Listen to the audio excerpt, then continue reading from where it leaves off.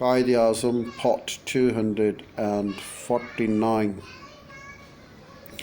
League's propaganda, on the other hand, routinely underscored the negative. It refused to define the nature of Pakistan that was to be, and also never attempted to place the full picture of Pakistan either before the Muslims or those who were to concede it. It refused to define what Pakistan meant even geographically. For this could just not be done.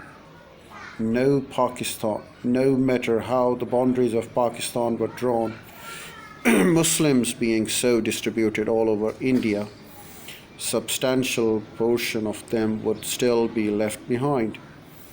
The League was well aware of that. If Pakistan were defined, it would at once lose its attraction for the millions of Muslims who would then obviously be geographically left out of its benefits. Ultimately, when Pakistan did finally get defined, it was only by the division of India through a surgical operation. This was entirely because of the idea of Pakistan did not easily bear analysis. Though it did become an excellent battle cry, and that is how it had to be kept, a bright and undefined ideal.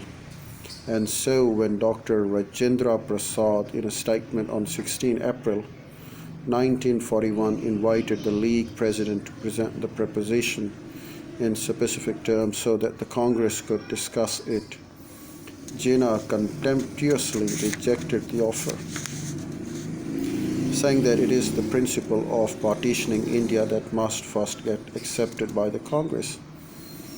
The League's intransigence was the trump card of the Raj for so long as there existed possibility of maintaining their power in India. The British encouraged but did not identify themselves with the League's Pakistan's demand. It was to be used mainly as a threat against Congress nationalism.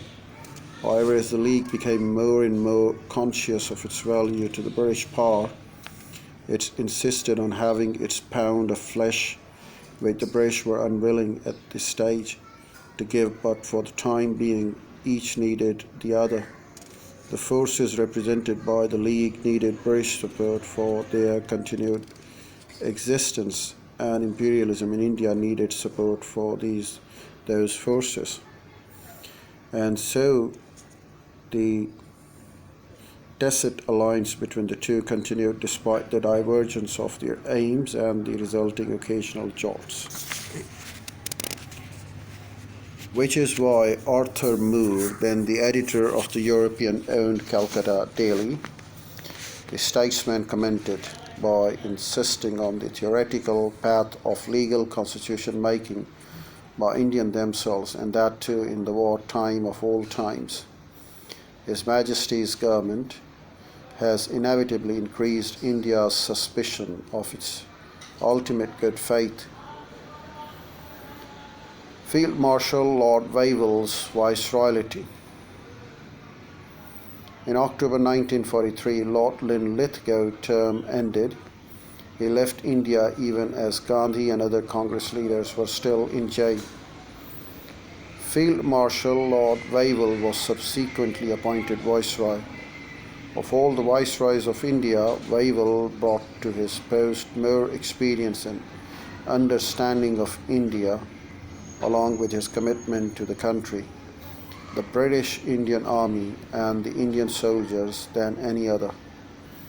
He had served for long in India with Indian soldiers and commanded them through different ranks, then as a general in various theaters in both the wars. By the time Wavell took office as Viceroy, the war situation had also greatly changed. Signals of an eventual Allied victory were coming clearly across, even to lay observers.